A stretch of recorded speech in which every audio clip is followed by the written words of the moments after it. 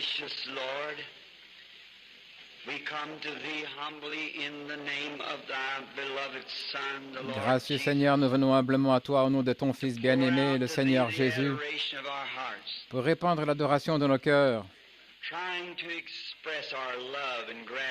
en essayant de t'exprimer notre amour et notre gratitude pour l'avoir envoyé sur la terre.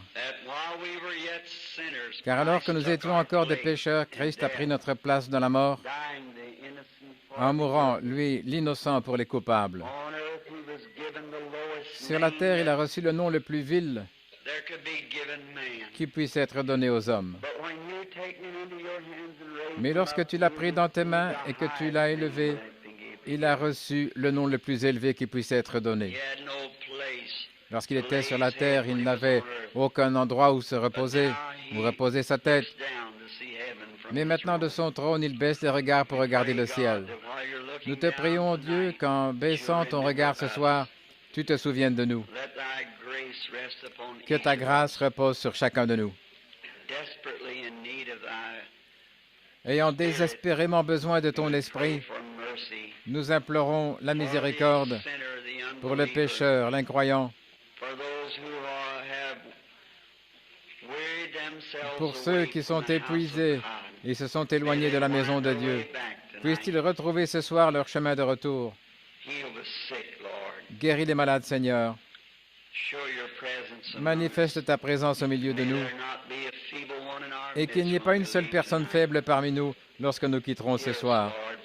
Écoute-nous, ô Seigneur, car nous prions au nom du Seigneur Jésus. Amen. Veuillez vous asseoir.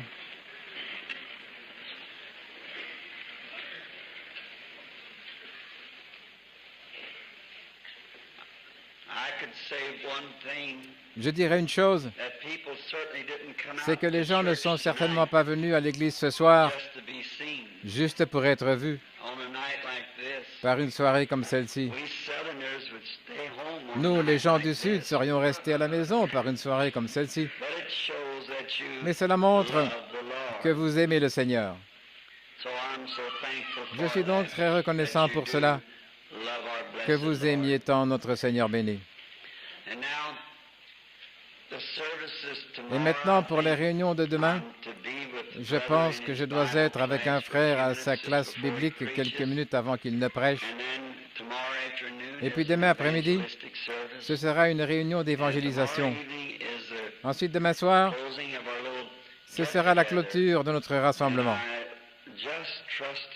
Et je fais simplement confiance à Dieu et crois que partout où j'irai désormais à travers l'Amérique, je pourrai trouver la foi et les gens comme ici. C'est juste. J'ai donc plusieurs grandes réunions dans mon agenda et ensuite j'irai outre-mer. Ainsi, priez pour nous. Maintenant, si vous êtes des visiteurs ici, si vous n'êtes pas de cette ville, je suis sûr que frère Sumrall serait très heureux de vous voir ici demain. Il y a peut-être des classes pour enfants et pour tout le monde. Je suis sûr que vous serez le bienvenu ici demain matin. Si vous n'êtes pas votre propre église, vous devez avoir une église de votre choix que vous fréquentez. Eh bien, je suis sûr que vous serez le bienvenu ici. Ce soir, ce sera la dernière soirée enregistrée. Vous qui avez des enregistreurs et qui voudrez entendre votre nom et ce que l'Esprit vous a dit dans la ligne, frère Mercier, ici, présent, est l'un de mes associés dans les réunions. Il enregistre, ainsi que frère Gaud, ils enregistrent ces bandes et ils ont des livres et autres. Eh bien, demain, ils ne les auront pas avec eux parce que nous ne leur avons jamais permis de vendre ou de faire une quelconque affaire comme cela le dimanche. Nous serons donc heureux si vous pouvez vous en procurer ce soir au cas où vous le désirez. Maintenant, je désire ouvrir cette Bible bénie pour un passage de l'Écriture. Le Seigneur voulant, demain après-midi ou demain soir, j'aimerais que ce chanteur évangéliste chante. Je crois que c'est un chanteur d'ici. Frère Golden, j'ai son disque ce matin. J'aime vraiment ses cantiques.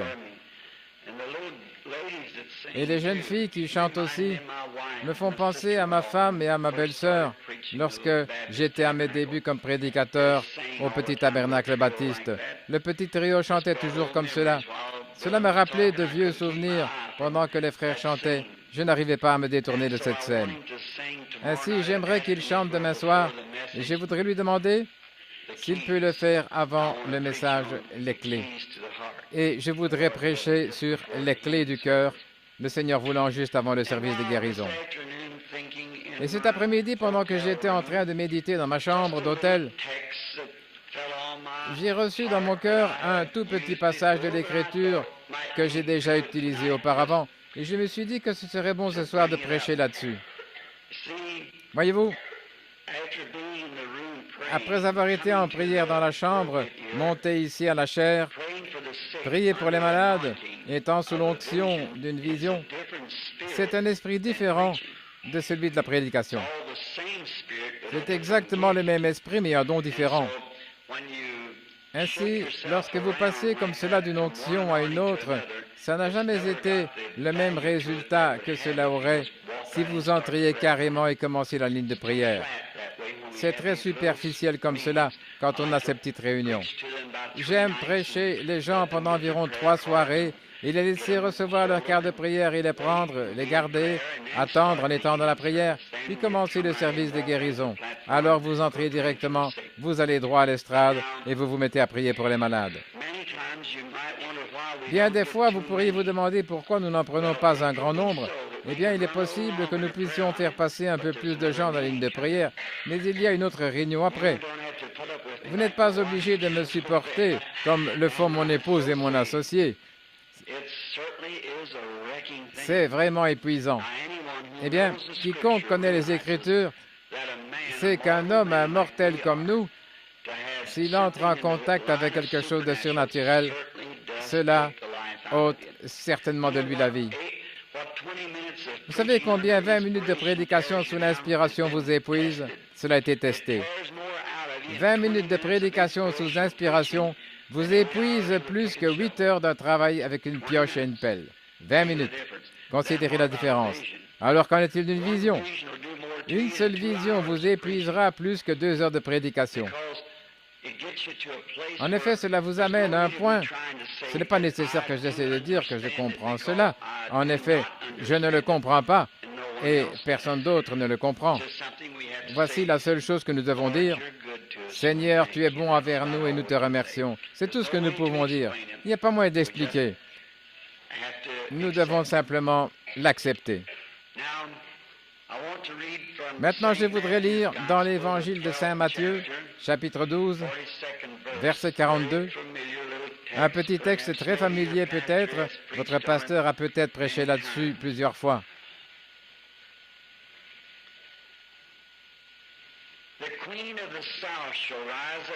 La reine du Sud se lèvera au jour du jugement avec cette génération et la condamnera parce qu'elle vint des extrémités de la terre pour entendre la sagesse de Salomon.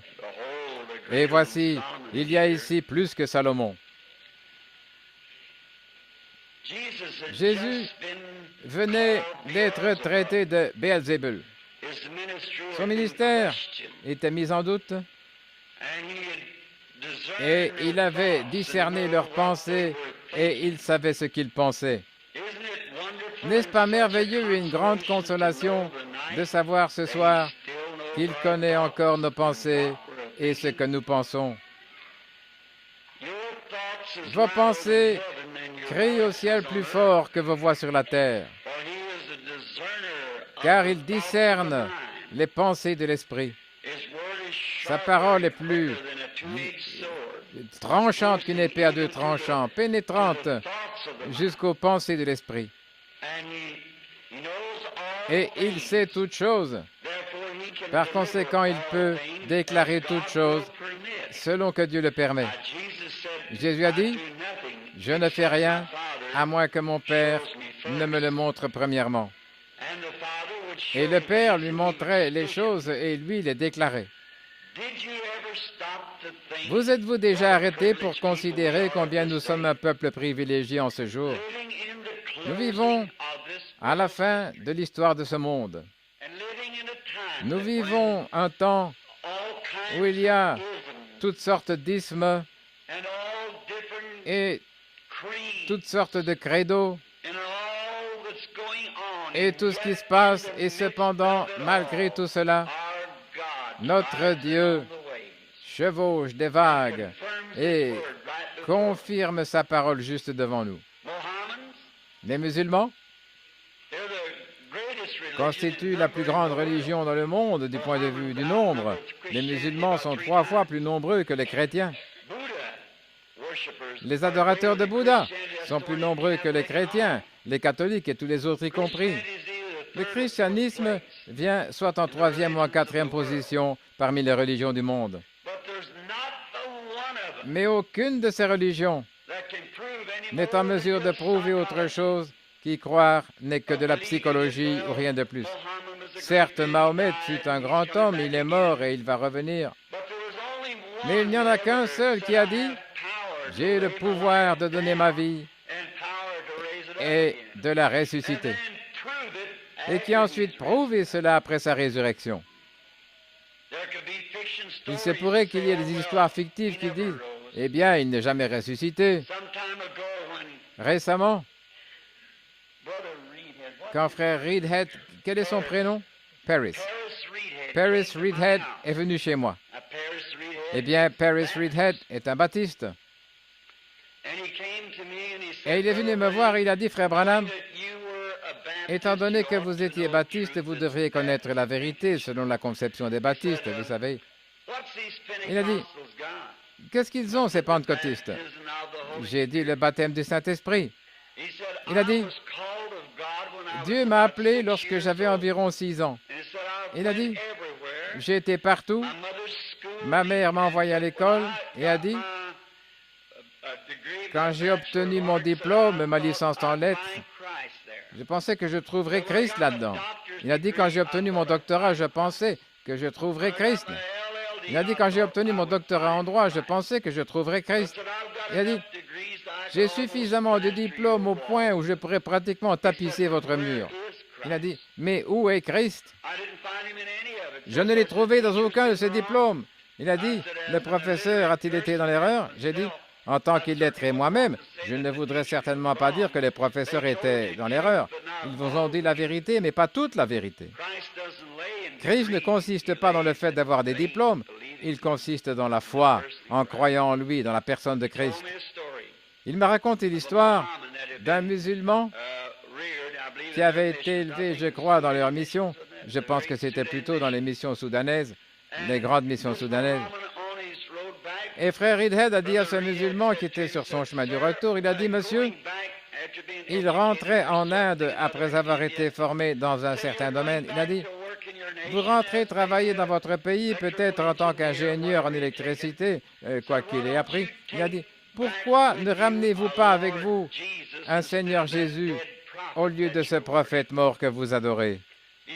Il a dit, gentil monsieur, a-t-il dit, qu'est-ce que votre Seigneur Jésus pourrait faire pour moi de plus que mon prophète?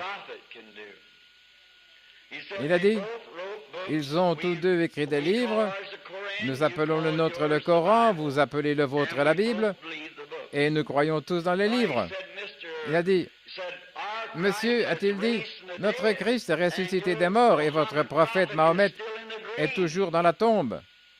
Il a dit, est-il ressuscité des morts? Je voudrais le voir. Oh, a-t-il dit, comment savez-vous qu'il est ressuscité des morts? Monsieur Reedhead a dit, il vit dans mon cœur. L'autre a dit, Mahomet vit aussi dans mon cœur.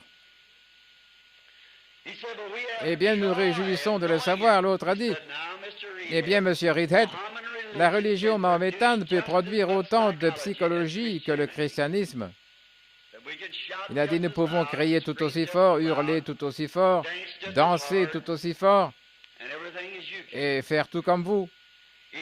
Il a dit, mais nous les musulmans, nous attendons de vous voir, vous les enseignants, prouver que Jésus est ressuscité des morts.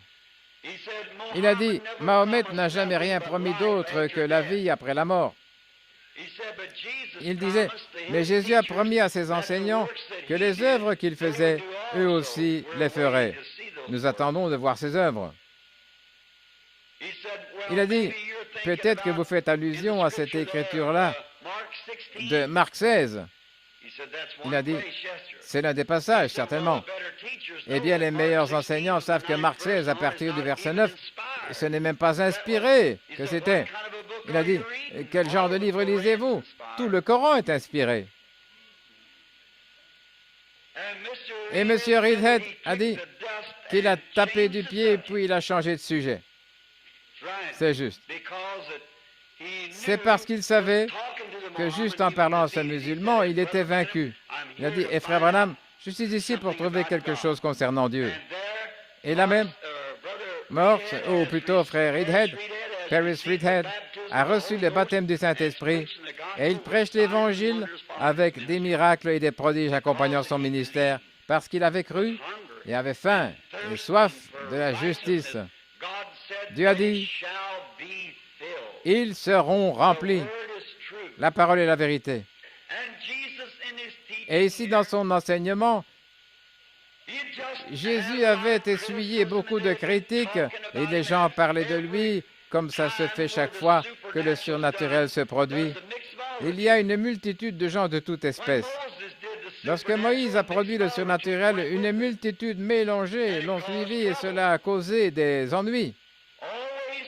C'est toujours ainsi lorsque le surnaturel se produit, il y a une multitude de gens de toute espèce. Ce réveil est en cours maintenant et il y a une multitude de gens de toute espèce. Les historiens déclarent que la chose étrange, ce n'était pas que Martin Luther ait pu protester contre l'Église catholique et s'en tirer, mais c'était le fait qu'il ait pu avoir le dessus sur tout le fanatisme qui accompagnait la réforme, qu'il pouvait garder la tête hors de l'eau. Voyez donc, mais qu'est-ce que le faux révèle? Il montre simplement qu'il y a une chose authentique quelque part. Lorsque vous voyez quelqu'un se moquer de la religion, rappelez-vous simplement que quelqu'un a une religion. Quand vous voyez quelqu'un prétendre avoir le Saint-Esprit, c'est qu'il y a quelqu'un qui l'a réellement. C'est juste. Lorsque vous allez en Inde, vous voyez tous les clowns couchés sur des pointes et faire des petits numéros pour gagner de l'argent. Ce sont là des clowns, mais dans l'arrière-pays, il y a une personne sincère qui se fait des entailles et se meurtrit vraiment pour essayer d'apaiser ses dieux. Il y a toujours le pour et le contre, le faux et le vrai, le jour et la nuit. Et Jésus était la lumière du monde quand il était ici. Et il est la lumière du monde ce soir. Il n'y a pas d'autre lumière qui puisse vous conduire hors des ombres de la mort, sinon le Seigneur Jésus béni. Et dans tous les âges, Dieu a eu des hommes et il a eu son ministère dans chaque âge. Dieu est surnaturel. Et quand Dieu vient sur la scène, le surnaturel se produit, car il est surnaturel. Et son peuple le cherche toujours dans le surnaturel. Parce que lorsqu'ils deviennent des fils de Dieu, ils deviennent la nature de Dieu. Et de ce fait, ils acquièrent cette foi en lui. C'est par la foi qu'ils croient que ce que Dieu dit est la vérité, peu importe combien cela peut paraître contraire. Par exemple, Abraham d'autrefois appela les choses qui n'étaient point comme si elles existaient parce que Dieu l'avait dit. Et au fur et à mesure qu'il se faisait vieux, la promesse du bébé avait été faite depuis 25 ans et la Bible dit qu'il était de plus en plus fortifié en attendant la promesse, car cela allait être un miracle plus glorieux. Et nous nous disons enfants d'Abraham, alors que nous sommes incapables de nous attendre à Dieu plus d'une nuit, s'il n'accomplit pas un miracle exceptionnel sur nous. C'est la raison pour laquelle nous ne saisissons pas ce qu'est réellement la foi. La foi, c'est quelque chose, il se peut que cela ne se manifeste pas sur votre main si celle-ci est infirme, ou dans votre œil si celui-ci est aveugle. Mais la foi prend une position ferme dans le cœur. Et c'est de là que vous appelez comme n'existant pas tout ce qui est contraire à ce que la foi déclare. Mais une multitude de gens de toute espèce. Et Jésus a dit, il a commencé à leur parler des autres âges, comment Dieu, à travers les âges, avait toujours accompli le surnaturel. Et il se référait au prophète Jonas. Puis il est arrivé à l'homme sur lequel nous voulons baser ces quelques pensées pendant les 15 ou 20 prochaines minutes. C'était au jour de Salomon. Dans tous les âges, lorsque Dieu envoie un don au peuple et qu'il le rejette, cela plonge simplement ce peuple dans le chaos. Mais quand les gens croient et acceptent ce que Dieu leur a envoyé, c'est un âge d'or pour ce peuple. C'est ce qu'il a dit pendant son propre ministère. Combien de fois ai-je voulu vous rassembler comme une poule rassemble sa couvée, mais vous ne l'avez pas voulu. Ils n'ont pas reconnu leur jour. Et je me demande simplement si nous, en tant qu'Américains, nous reconnaissons le jour de notre visitation. Et je pourrais dire ceci juste maintenant, parce qu'il semble que le Saint-Esprit met cela sur mon cœur. Faites attention. Satan essaiera de vous parler de quelque chose de grand, le plaçant très loin dans un autre âge à venir, ou d'un autre réveil qui viendrait. Et cependant, il se peut que vous soyez en train de vivre la dernière partie de tout ce que vous aurez eu. Cela peut être maintenant. Cela a toujours été ainsi. Les gens viennent et le réveil passe et ils ne le savent pas. Moi-même, je crois que nous sommes à la fin. Je n'attends rien d'autre que la venue du Seigneur. Je crois que tout ce qu'il a promis dans les Écritures a été accompli. Et je crois que nous sommes en train de recevoir notre dernier appel. C'est la raison pour laquelle, bien que fatigué, épuisé, je me tiens sur l'estrade soir après soir. Et vous savez que ce n'est pas pour de l'argent, ce n'est pas pour la popularité. Je fuis ces choses. Mais c'est parce que quelque chose en moi me pousse. Et je sais que c'est le Saint-Esprit afin que le message balaye tous les pays jusqu'à ce que chaque poisson soit pris dans le filet de l'Évangile. Remarquez, si les gens le reçoivent, alors il y a un grand réveil et un temps glorieux de jubilé. Eh bien, il se référait à Salomon. Dieu a suscité Salomon comme un type de Christ, un fils de David, et lui a donné un don. Et oh, combien tout Israël s'est réuni autour de ce don. Combien ils ont aimé ce don, puisque cela leur venait de Dieu. Et tout don n'est donné à un homme que pour un service. Il devient le serviteur du peuple à qui il prêche. Et il utilise le don que Dieu lui a donné. Ce n'est pas à son bénéfice. C'est au bénéfice du peuple. Et Dieu avait suscité Salomon et lui avait donné un merveilleux don. Et tout le peuple s'était réuni autour de cela. Les pharisiens, les sadducéens, qui qu'ils fussent, et qu'ils soient venus d'un groupe de pharisiens ou de sadducéens, ou de n'importe quelle dénomination, d'un même accord, les gens s'étaient tous réunis autour du principe selon lequel c'est Dieu qui a agi. Et l'un racontait à l'autre, et puis celui-ci racontait à un autre la chose. jusqu'à ce que tous les passants ont commencé à en entendre parler. Et ceux-ci en ont apporté la nouvelle dans leur pays. Ne serait-ce pas une chose merveilleuse ce soir si dans l'Église américaine,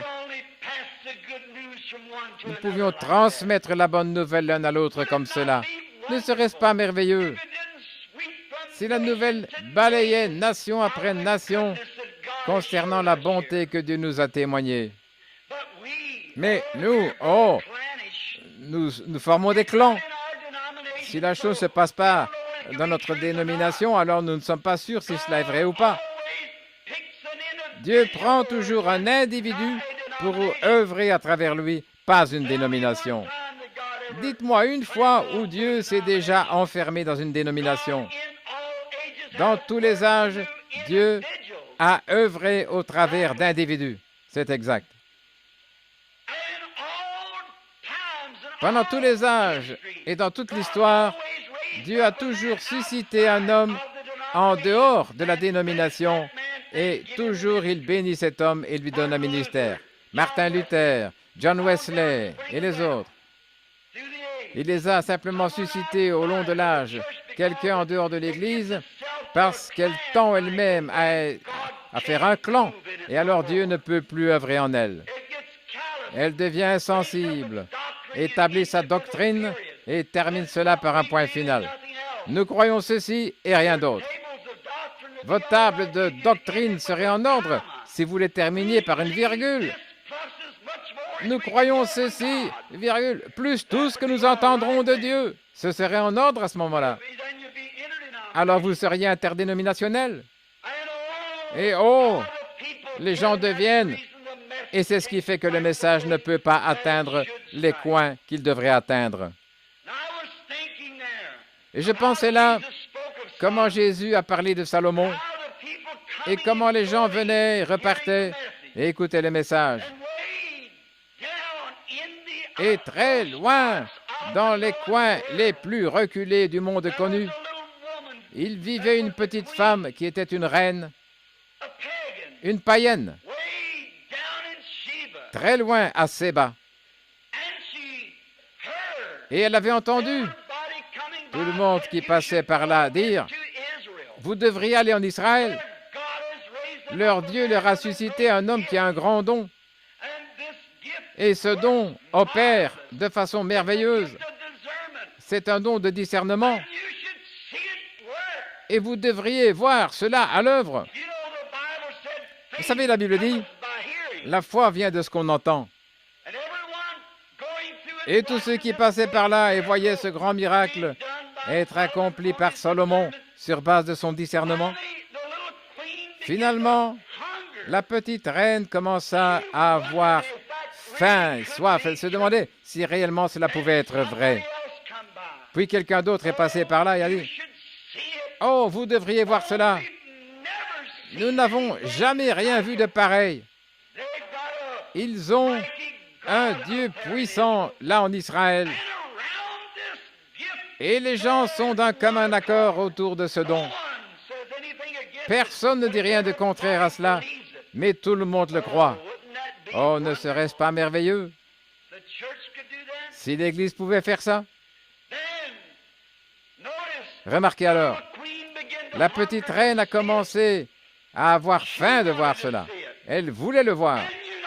Et vous savez, il y a quelque chose dans la puissance du Dieu Tout-Puissant qui fait que lorsque le surnaturel se produit, chaque cœur qui est vraiment en ordre avec Dieu soupire de voir la chose.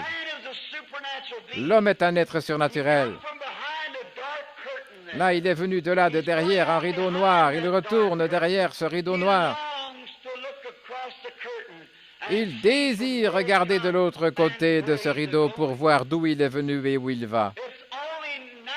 C'est simplement naturel pour un homme de faire cela.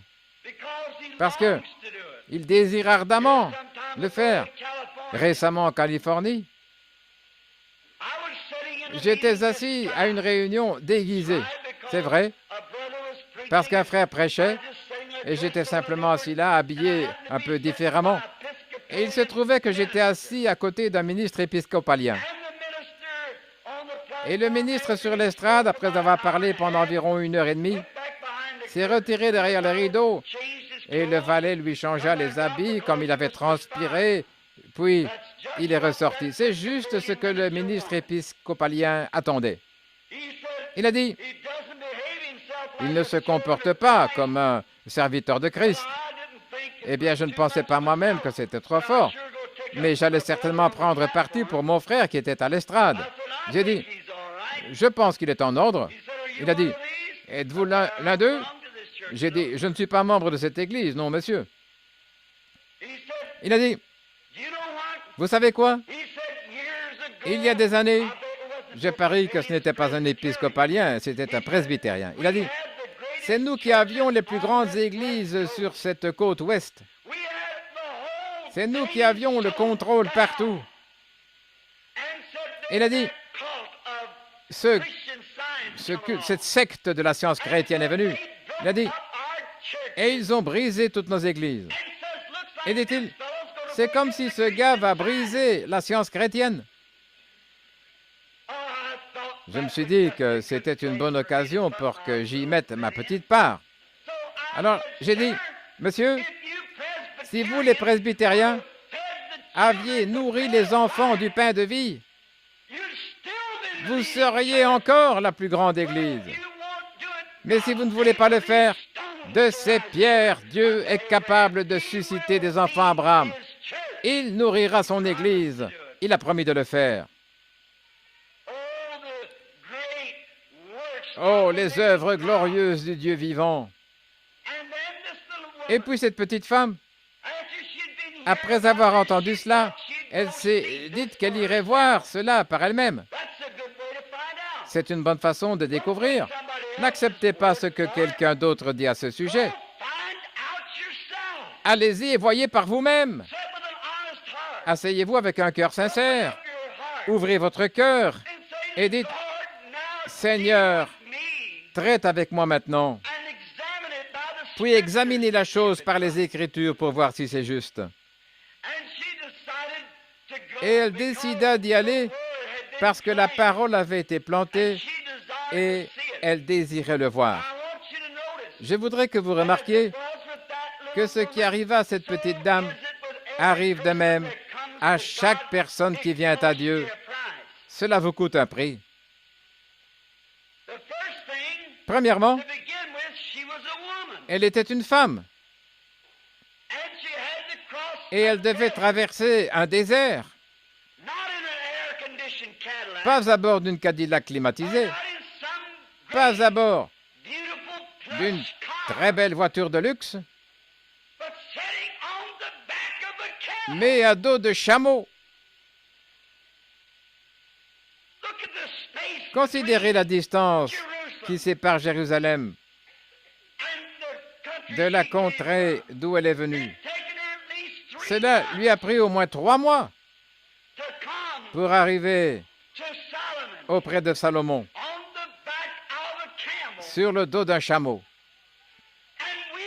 Et nous, c'est à peine si nous pouvons faire 1 kilomètre à bord d'une belle voiture pour venir à la réunion de prière. Quelle différence! Concernant un don de Dieu, bien des fois nous disons « Oh, c'est un non-sens, ça ne vaut rien, docteur Untel a dit telle et telle chose et ça règle le problème. » C'est la raison pour laquelle nous n'arrivons nulle part. C'est ça le problème du monde ce soir. C'est ça le problème de l'Église ce soir. Si seulement elle avait reconnu son jour. Maintenant, remarquez. Au désert, en ce temps-là, les enfants d'Ismaël, c'étaient des pillards. Elle devait y penser. Elle pouvait être victime d'un pillage. Elle s'est donc dit, je m'en vais là voir par moi-même. Et si c'est la vérité, je vais soutenir cela avec tout ce que j'ai. Et elle a chargé d'or et d'encens ses chameaux. Elle a vraiment apporté une offrande.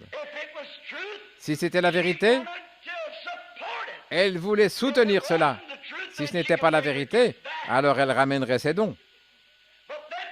Mais alors, quel choc cela aurait été ce jour-là si ces Arabes dans le désert tombaient sur cette petite caravane qui passait par là, avec ces petits soldats et cette petite reine montée sur un chameau, entourée de ces petites servantes.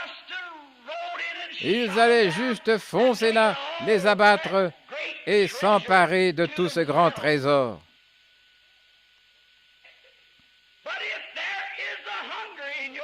Mais si vous avez une faim dans votre cœur de voir Dieu, il n'y a pas assez de démons dans tous les lieux de tourment pour vous empêcher de le voir. Il frayera un chemin là où il n'y en a pas. Si réellement vous voulez le voir et si vous êtes sincère dans votre cœur. Elle devait penser à ces choses. Mais lorsque la foi prend la prééminence, il n'y a plus de place pour la crainte. Elle chasse la peur. Cette femme avait une seule alternative, voir si ce don était vrai. Elle a donc chargé ses chameaux avec de l'or et des objets de grande valeur. Et elle est montée sur le chameau et a probablement commencé son voyage la nuit, quand il fait plus frais, dans le grand désert du Sahara, en traversant le sable. Oh, quel prix! Quel voyage! Mais quelle ambition! Pour couronner le tout. En effet, dans son cœur, il y avait quelque chose qui avait faim et soif de voir si réellement il y avait un Dieu capable de répondre. Maintenant, elle n'était pas une chrétienne, elle était une païenne. Elle venait donc pour découvrir au sujet de ce Dieu. Cela lui avait été représenté de façon merveilleuse, celui qui accomplit le surnaturel. La voici donc venir. Et puis, quand elle est arrivée au portail du palais, elle n'est pas du tout allée pour s'asseoir juste 15 minutes et dire « Je vais observer pour voir comment ça se passe, si je n'apprécie pas, je m'en irai ». Elle a déchargé les chameaux, dressé les tentes, et elle est restée jusqu'à ce qu'elle soit convaincue. Oh, si seulement les hommes et les femmes faisaient cela, au lieu de vous faire votre propre opinion et sortir discrètement après quelques minutes, parce que le prédicateur a dit quelque chose d'un peu contraire à votre théologie. Si seulement vous croyez et restiez là, Dieu se révélerait à vous. Oh, j'ai assisté à une soirée, ça ne valait pas grand-chose pour moi, alors je suis parti. Pas elle. Elle a dit, je vais assister jusqu'au bout. J'aime cela. Assister jusqu'au bout, éprouver la chose, voir si c'est la vérité ou pas. Si ce n'est pas la vérité, n'ayez rien à voir avec cela. Mais si c'est la vérité, cela mérite chaque once et chaque effort que nous pouvons fournir pour servir le Dieu véritable et vivant. Donc, elle est arrivée là, elle a déchargé ses chameaux. Elle était venue pour rester jusqu'à la fin. Et je peux voir la petite reine, pour ainsi dire, le premier matin lorsque la réunion a commencé. Salomon arriva et s'assit. Et pendant qu'il était assis là, on lui présentait des problèmes difficiles. Et je peux la voir alors qu'elle se tenait là, derrière, au coin ou quelque part, là, dans la grande cour du palais. Et pendant que Salomon était assis et que les gens venaient, elle voyait l'esprit du Dieu vivant agir dans les cœurs humains et discerner le bien et le mal. Oh, cela l'a certainement émue. Elle a dit, la réunion du matin a été si glorieuse, je crois que je vais rester jusqu'à la réunion du soir. Lorsque Salomon est donc revenu s'asseoir et qu'elle a vu l'Esprit de Dieu à l'œuvre dans cet homme, oh, cela continua de la rassurer davantage. Et finalement, quelque temps après, elle était tellement convaincue qu'elle alla prendre ses offrandes, les déposa là et se présenta elle-même.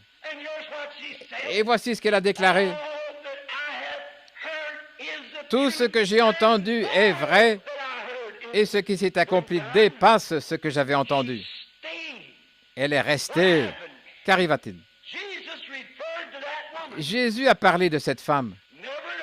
Elle n'avait jamais entendu l'Évangile auparavant, mais sur base de ce qu'elle avait entendu, elle est allée examiner pour voir si c'était vrai. Alors Jésus a dit qu'elle se lèverait au jour du jugement et vous condamnerait, vous, bande de pharisiens soi-disant instruits, qui auriez dû être plus avisés et qui avez rejeté cela. Et je dis ceci avec humilité, en tant que serviteur de Christ. Je crois que les Hottentots d'Afrique se lèveront au jour du jugement et condamneront ce pays, les États-Unis. Car si les puissantes prédications, les puissants réveils, ainsi que les grands miracles avaient balayé l'Afrique comme c'est arrivé ici dans cette nation, les gens se seraient repentis depuis longtemps et les feux de la victoire seraient allumés sur chaque colline. Mais au lieu d'aller aux réunions de prière, nous restons à la maison le mercredi soir pour suivre une émission de télévision, quelque chose que nous ne devrions même pas permettre que ce soit allumé dans nos maisons. Et en dépit de tout ce qui a été fait, nous pataugeons carrément dans le péché chaque jour, reniant, ayant l'apparence de la piété, mais reniant ce qui en fait la force. Qu'arrivera-t-il en ce jour-là, lorsque cette petite reine se lèvera dans cette génération, où certains ne veulent pas traverser la ville, ou plutôt la rue, pour examiner tout et voir si c'est vrai. Si c'est vrai, mettons-y tout notre cœur. Si ce n'est pas vrai, n'ayons rien à voir là-dedans. Si cela ne se trouve pas dans la parole de Dieu, alors c'est faux. Si c'est la parole et la promesse de Dieu, Dieu est tenu à sa promesse et il tiendra chaque parole qu'il a prononcée. Si donc il fait cela pour nous, cela montre réellement qu'il a fait ce soir des dons, des appels, ainsi que des miracles à l'Église, afin de se manifester devant le peuple. Il guérit. Chaque personne ici est guérie en ce moment même. La Bible dit que vous l'êtes. Tout pécheur dans cette salle, ainsi que tout pécheur dans le monde, est déjà sauvé, et il l'a été depuis la mort de Jésus au calvaire. Vous direz, frère Branham, j'ai été sauvé il y a 10 ans. Non. Vous l'avez accepté il y a 10 ans. Il a ôté le péché du monde il y a 1900 ans. Mais c'est votre foi personnelle dans une œuvre achevée qui apporte le résultat. Si vous n'acceptez pas du tout cela, vous mourrez et sans miséricorde parce que vous avez ainsi jugé le Fils de Dieu. Si vous êtes malade ce soir, il a été blessé pour nos transgressions et c'est par ses meurtrissures que vous avez été guéris. C'est au temps passé. Que ce soit moi qui vous impose les mains ou n'importe quel autre ministre, ce n'est pas ce qui compte. C'est votre foi personnelle dans une œuvre achevée que Christ a accomplie. Certainement. Au temps biblique, lorsqu'on voyait cette manifestation de l'Esprit, on plaçait les gens à l'ombre d'un pécheur connu sous le nom de Pierre, qui ne savait même pas écrire son propre nom. Et les gens étaient guéris. Ils croyaient cela. Il n'y avait rien dans cet homme qui pouvait les guérir, car il était juste un homme. Mais la guérison reposait sur leur foi personnelle en Christ qui était dans cet homme. Oh Dieu, ma prière est que tu accordes que toute personne ici présente voie le Seigneur Jésus dans sa grande puissance et dans la manifestation de son esprit, et qu'elle le reçoive et soit guérie et sauvée pendant que nous inclinons la tête un instant pour la prière. Je me demande ce soir, alors que nous sommes assis, la tête inclinée, dans la présence de Sa Majesté. Si vous ne pouvez pas être comme cette petite reine, ne pouvez-vous pas manifester de la simplicité? Cette femme n'avait jamais lu les rouleaux des Écritures. Elle avait dû croire simplement un témoignage. Et il lui a fallu 3 mois pour y arriver, pour voir si la chose était vraie ou pas. Et là, son cœur était satisfait. Et aujourd'hui, elle est immortelle parmi les hommes. Elle est dans la gloire et se lèvera au jugement avec la génération des gens qui ont eu l'occasion de recevoir la chose, mais qui ne l'ont pas reçue. Qu'a dit Jésus? Je vous le dis en vérité, il y a ici plus grand que Salomon.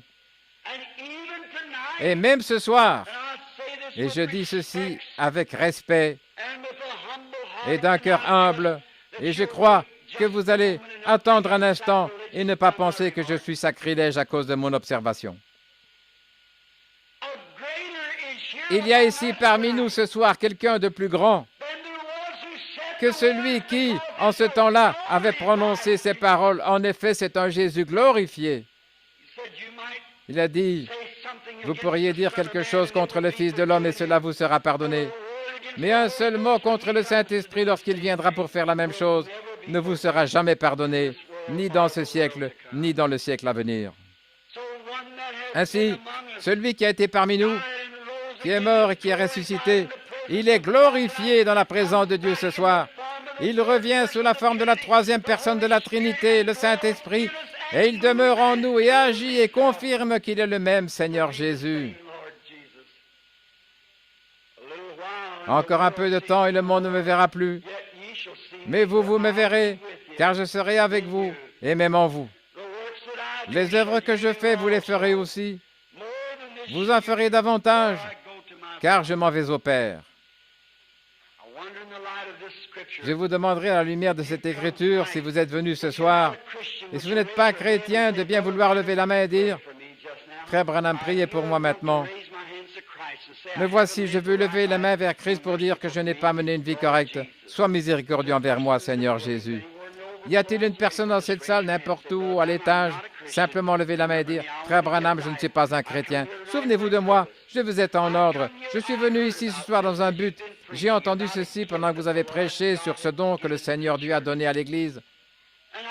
Et je ne veux certainement pas être laissé dehors ce jour-là. Je ne veux pas avoir d'ennui à la rivière lorsque j'y arriverai. Je veux être sûr que je suis en ordre. Souvenez-vous de moi dans votre prière, Frère Branham. Alors que vous attestez cela en élevant la main. Rétrograde. Que Dieu vous bénisse, madame. Quelqu'un d'autre? Juste un instant. Que Dieu vous bénisse, monsieur. Que Dieu vous bénisse, monsieur. C'est bien. Quelqu'un d'autre? Que Dieu vous bénisse, madame. Que Dieu vous bénisse. Me voici, je lève ma main vers Dieu, Frère Branham.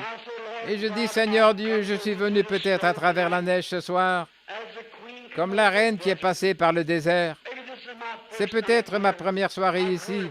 J'ai entendu parler de ces choses. Je veux savoir si c'est la vérité ou pas. Et je veux que vous priez, Frère Branham, afin que mon cœur soit humble, que je sois disposé et que je sois en mesure de recevoir l'Esprit de Christ. Priez pour moi. Que Dieu vous bénisse. Maintenant, Père Céleste, nous implorons miséricorde pour ces gens qui ont levé la main. Circoncis chaque cœur maintenant. Et je pourrais me tenir ici des heures à prêcher.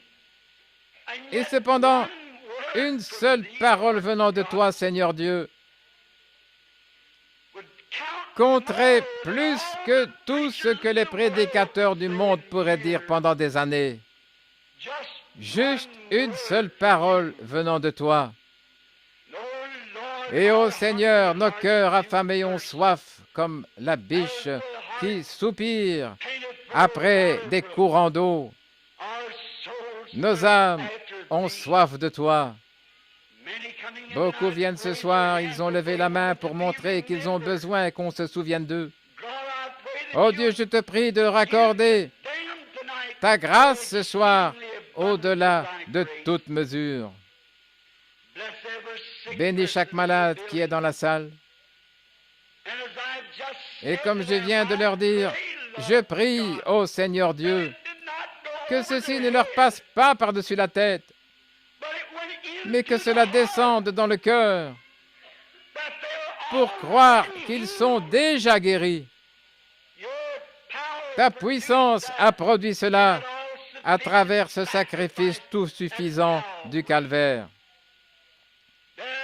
C'est là que le prix et le pouvoir ont été donnés et que le grand sacrifice suprême a été offert et que l'exigence d'un Dieu en colère a été satisfaite. Le croyant est justifié en acceptant l'expiation que tu as faite pour ses péchés et sa maladie.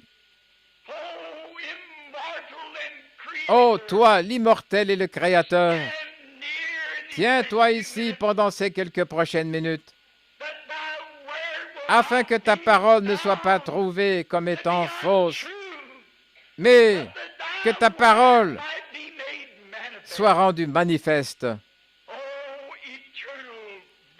Ô Dieu béni et éternel, écoute la prière de ton serviteur, alors que je prie pour ce petit groupe qui a bravé la tempête de neige ce soir pour venir à l'église, affamés, assoiffés et avec un désir ardent. Ils savent qu'ils viennent de quelque part et qu'ils se dirigent vers quelque part. Ô Seigneur, ancre la foi de chaque personne là au calvaire. Et pour ce qui est de notre adorable Seigneur, lorsqu'il était sur la terre, oh, il a accompli des miracles et il a montré qu'il était le Messie en discernant leurs pensées, en disant à Philippe où il était. Et lorsqu'il reçut Nathanaël, il dit à Nathanaël qu'il était sous un arbre. Il dit à Pierre son nom. La femme toucha son vêtement. La femme samaritaine ne pouvait pas comprendre qui il était. Elle dit, « Je perçois que tu es un prophète, mais nous savons que lorsque le Messie viendra, ces choses s'accompliront. » Oh, elle pouvait dire après cela, « Venez voir l'homme qui m'a dit ce que j'ai fait.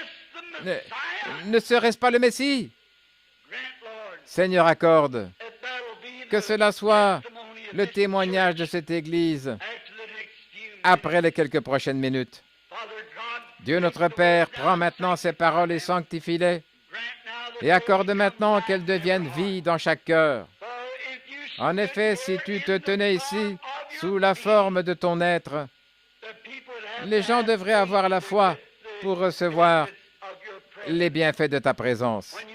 Lorsque tu es entré dans ta propre ville, Capernaum, et à Nazareth, et en Galilée, et dans plusieurs villes des environs, les gens ont dit, « Oh, nous avons appris que tu as fait cela ailleurs. Maintenant, fais-le ici. » Et tu n'as pas pu accomplir beaucoup de miracles à cause de leur péché et de leur incrédulité. Et nous savons que c'est cela, le péché originel, l'incrédulité. Et en réalité, c'est là le seul péché. Père, je te prie de nous bénir maintenant, alors que nous abandonnons à toi. Et ce petit don que tu m'as permis de recevoir et qui consiste, je te prie d'agir de façon très merveilleuse ce soir. Et quel bien cela ferait-il, Seigneur, si quelqu'un là-bas ne peut pas toucher cela immédiatement et croire. Puisse cela émouvoir les cœurs des ministres. Puisse-t-il se lever ces faibles mains qui sont baissées. Que l'Église se réjouisse, car nous savons que la rédemption est proche. La miséricorde s'est révélée. Et la chose suivante, ce sera le jugement pour ceux qui auront rejeté la miséricorde. Accorde-le, Seigneur, alors que nous sommes entre tes mains maintenant, au nom de Jésus-Christ, sois miséricordieux envers nous.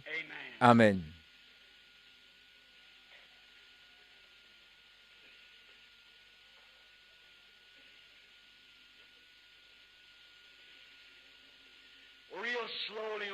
Très doucement, chantons ce cantique, j'aime cela. Combien aime ce cantique? Sauveur, Sauveur, écoute mon humble cri. Pendant que tu visites les autres, ne m'oublie pas. Il n'est pas étonnant que l'aveugle Fanny Crosby ait pu écrire cela. Qui d'autre ai-je sur la terre à part toi, ou qui là au ciel sinon toi? Maintenant, chantons cela doucement, lentement, et sous l'inspiration pour le Seigneur. Quelqu'un peut conduire cela pour nous?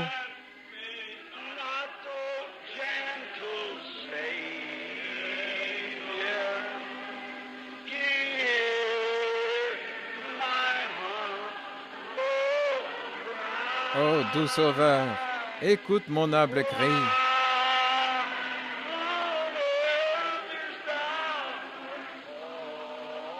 Pendant que tu visites les autres, ne m'oublie pas, ne passe pas à côté de moi. Sauveur, dans l'esprit d'adoration,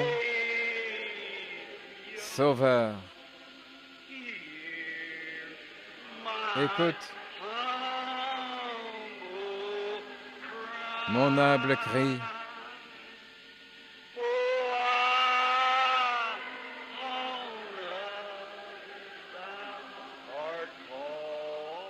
Pendant que tu visites les autres,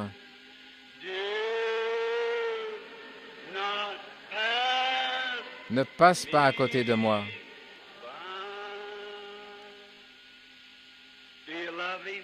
Est-ce que vous l'aimez? Levez simplement la main, lentement. Sauveur. Dieu est un esprit et il désire être adoré.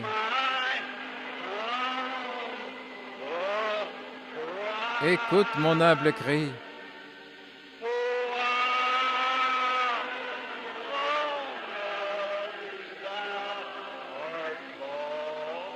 Pendant que tu visites les autres, ne m'oublie pas, ne passe pas à côté de moi. Maintenant, fredonnez-le lentement. Seigneur Dieu, tu vois les mains, les visages, tu connais les cœurs. Quelque part au milieu de ces cartes de prière, je dois appeler quelqu'un. Ils seront invités à l'estrade. Et s'il te plaît ce soir de manifester la résurrection de ton Fils, le Seigneur béni devant nous, accorde que ceux qui sont là ne soient pas ignorés. Que chacun reçoive les bienfaits de ta grâce expiatoire ce soir et de ta puissance de guérison. Car nous le demandons au nom de Jésus, pour sa gloire. Amen.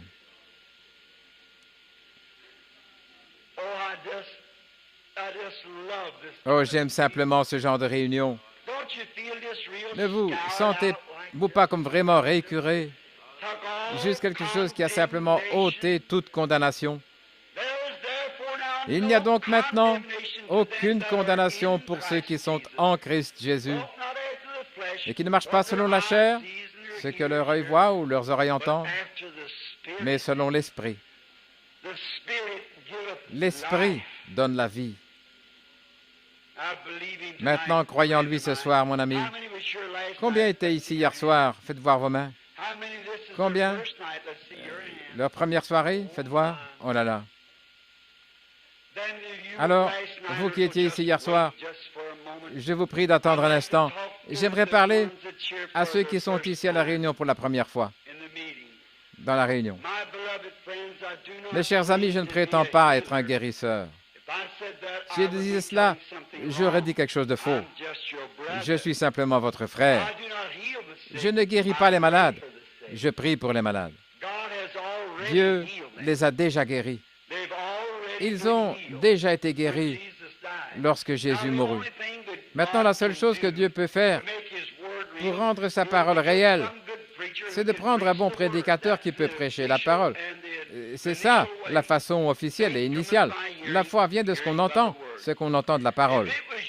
Et si c'était vous qui essayez de donner à un ennemi celui qui a été votre ennemi, je me suis souvent dit, si Dieu pardonne les péchés de ses ennemis, ne va-t-il pas guérir la maladie de ses enfants? Et puis, si vous vous tenez devant votre ennemi ou qui que ce soit, et que vous lui donniez votre parole, et qu'il ne croyait pas cela, mais s'en éloignait, cela réglerait la question pour vous et moi, mais pas pour Dieu. Il ne veut pas qu'aucun périsse. C'est pour cela qu'il envoie des dons dans l'Église, pour manifester sa présence. Et je crois que dans ces derniers jours, nous avons été participants, au cours des 30-40 dernières années, nous avons été participants de chaque don spirituel qui nous a été recommandé dans la Bible et pour lequel Jésus est mort. Je crois que c'est maintenant le temps de la fin. Lorsque Jésus était ici sur la terre, il ne prétendait pas être un guérisseur pour les nouveaux venus. Il a dit, « Ce n'est pas moi qui fais les œuvres, c'est mon Père qui demeure en moi. C'est lui qui fait les œuvres. » Dans Saint Jean 5, 19, il dit, « Le Fils ne peut rien faire de lui-même, mais ce qu'il voit faire au Père, le Fils le fait pareillement. » Et lorsqu'il s'est manifesté à Israël, c'était premièrement à Pierre. Et il lui a donné un nom. Il ne le connaissait pas, il ne l'avait jamais vu auparavant. Mais il lui a dit qui il était et comment s'appelait son Père. Combien croient que c'est la Bible? C'est ce que dit Saint Jean, chapitre 1. Lorsque Philippe fut converti, il alla trouver un ami, Nathanaël, sous un arbre. Il lui dit, « Viens voir qui j'ai trouvé, Jésus de Nazareth, le fils de Joseph. » Il a dit, « Eh bien, peut-il venir de Nazareth quelque chose de bon? » Il a dit, « Viens et vois. » Et chemin faisant, il l'instruisait comme l'ont fait vos amis alors que vous veniez ce soir. Et lorsqu'il entra dans la présence de notre Seigneur béni, il a baissé les yeux et le Seigneur le regarda et dit, « Voici un Israélite dans lequel il n'y a point de fraude. » Cela l'étonna tellement qu'il dit, « Rabbi, d'où m'as-tu connu? » Il dit, « Avant que Philippe t'appelle lorsque tu étais sous l'arbre, je t'ai vu. » Quels yeux! À une 50aine de kilomètres, là, en contournant la montagne. Mais il était capable de voir droit jusqu'au fond de votre cœur. Il est omniprésent, croyez-vous cela? Omnipotent, infini. Il l'est certainement. Il connaissait toutes choses avant la fondation du monde. Il est présent partout. Il a toute la connaissance, toute la puissance. Cela prouvait que c'était Dieu en lui. Il a dit, « Avant que Philippe t'appelle lorsque tu étais sous l'arbre, je t'ai vu. » Il a dit, « Rabbi, tu es le Fils de Dieu. Tu es le roi d'Israël. » Vous voyez, ils avaient une conception spirituelle. Oh, j'aurais souhaité avoir quelques minutes ici.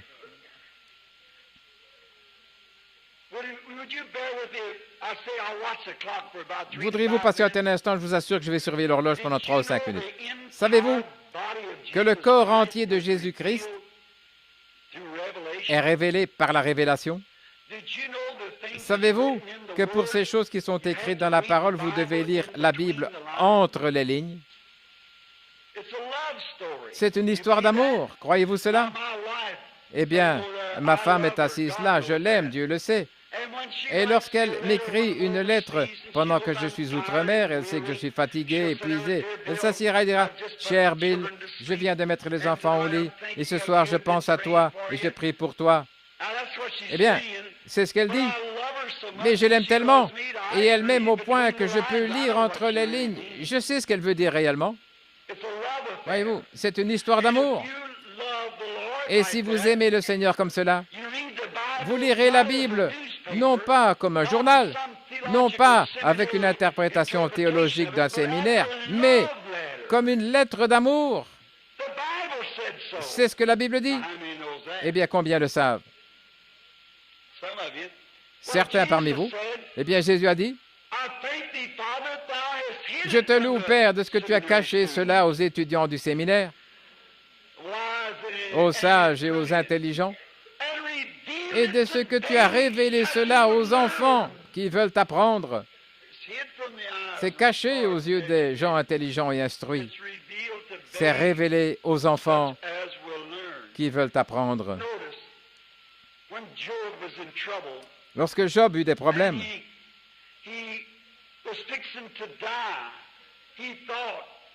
et qu'il allait mourir sous peu, l'ange de l'Éternel vint, et l'Esprit vint sur le prophète, et les tonnerres grondèrent, les éclairs jaillirent, et Job s'est levé et a dit, « Je sais que mon Rédempteur est vivant, qu'au dernier jour il se lèvera sur la terre, même si les vers détruisent ce corps, mais dans ma chair je verrai Dieu. » Savez-vous où il fut enterré?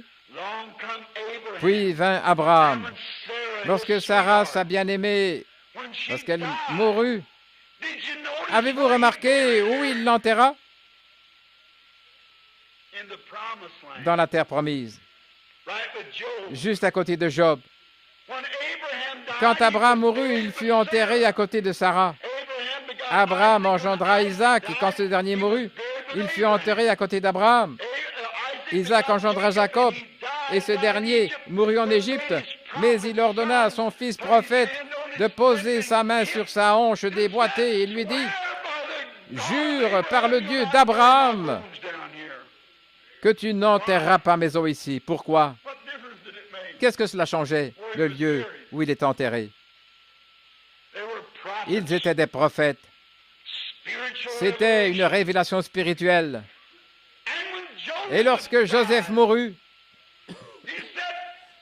il dit, « N'enterrez pas mes os ici, mais un jour, Dieu vous visitera.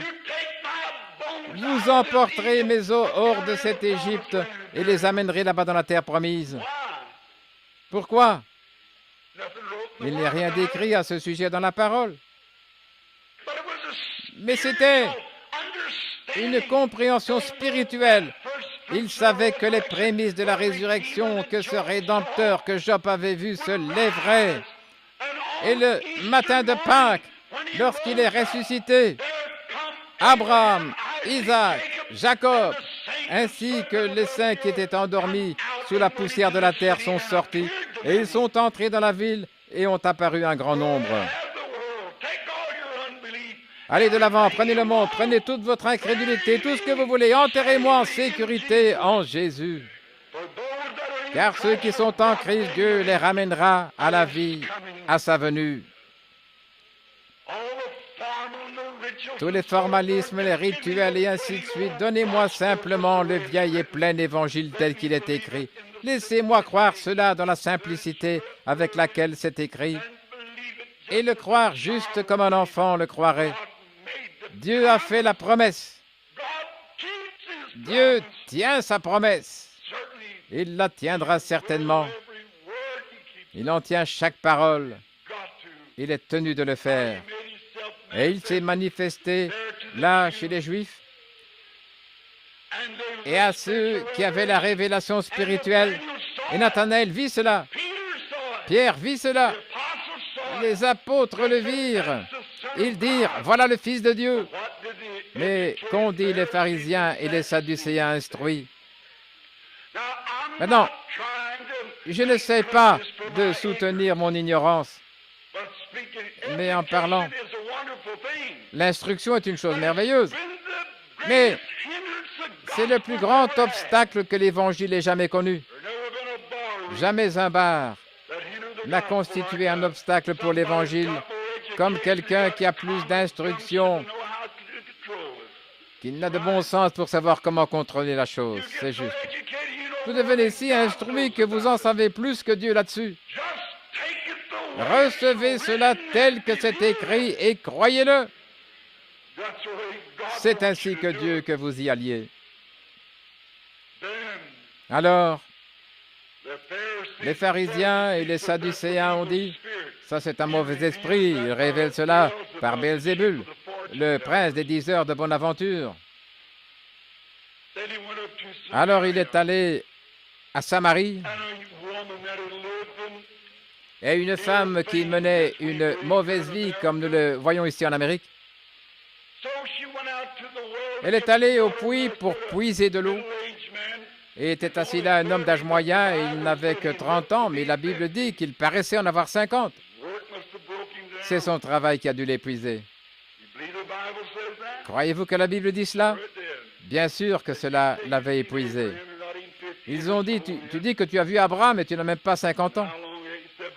Et il a dit, avant qu'Abraham fût, je suis. Bien sûr qu'il l'était. Jésus était appelé le Fils de Dieu. Là, il était là au puits, et cette femme a dit, nous n'avons pas de telle relation. Non, il n'est pas coutume que vous, les Juifs, demandiez pareille chose aux Samaritains. Il a dit, mais si tu connaissais qui te parle, c'est toi qui me demanderais à boire. Il était en train de capter son esprit. Eh bien, rappelez-vous, il ne s'est donc pas seulement manifesté aux Juifs. Ici, il s'agit des gentils, ou plutôt aux Samaritains. En fait, il n'y a que 3 races sur la terre. Le peuple de Cam, le peuple de Sem et le peuple de Japheth. Les Juifs, les Samaritains et les gentils. Les Samaritains étaient à moitié juifs et à moitié gentils. Eh bien, observez. Après l'arrivée de ces 3 fils, il doit se manifester ici. Avez-vous entendu parler de Pierre comme celui qui détenait la clé? Il a ouvert cela à la Pentecôte, il a ouvert cela à Saint-Marie, chez Corneille. Il est ensuite allé dans le monde. Jésus s'est manifesté par un esprit de discernement, révélant les secrets des cœurs et là où les gens avaient été. Chez les Juifs, ils ont cru, les autres n'ont pas cru. Eh bien, chez les Samaritains, il a dit à la femme, « Va chercher ton mari, puis viens ici. » Elle a dit, « Je n'ai point de mari. » C'est juste, tu en as eu 5. Et celui avec qui tu vis maintenant n'est pas ton mari. Observez donc ce que la femme a dit, vous les nouveaux venus. Elle a dit, « Seigneur, je perçois que tu es un prophète. Nous savons que lorsque le Messie viendra, il nous annoncera ces choses. » Elle ne savait pas qui c'était. Jésus a dit, « Je le suis, moi qui te parle. » Elle est entrée dans la ville en courant et a dit, « Venez voir un homme qui m'a dit ce que j'ai fait. Ne serait-ce pas le signe du Messie? » Si c'est de cette manière qu'il s'est manifesté aux Juifs, et il leur a interdit d'aller chez les gentils. Combien savent cela? N'allez pas chez les gentils.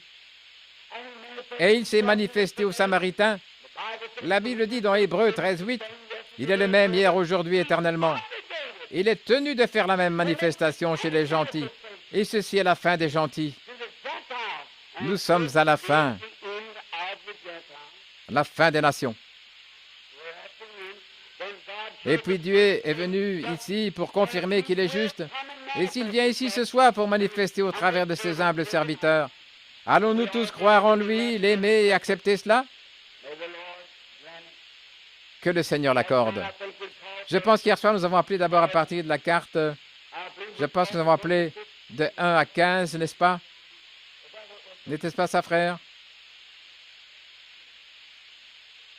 Très bien. Hier soir, nous avons pris les 15 premières.